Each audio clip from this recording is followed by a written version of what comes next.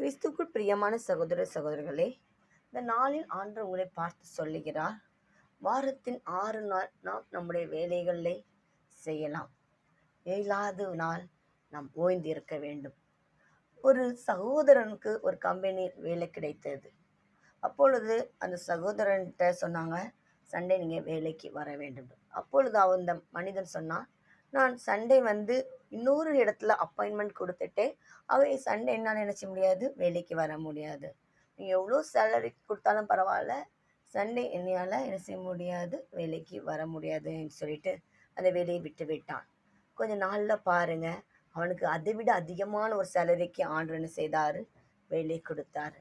நாம் சண்டே ஆராதனைக்கு முக்கியத்துவம் கொடுக்கும் பொழுது ஆண்டவர் நமக்கு முக்கியத்துவம் கொடுப்பார். சண்டே ஆண்டவருடைய நாள். நம் குடும்பமாக ஆலயத்துக்கு கடந்து செல்ல வேண்டும். நம் சண்டே ஆராதனை கட் பண்ணக்கூடாது. அதை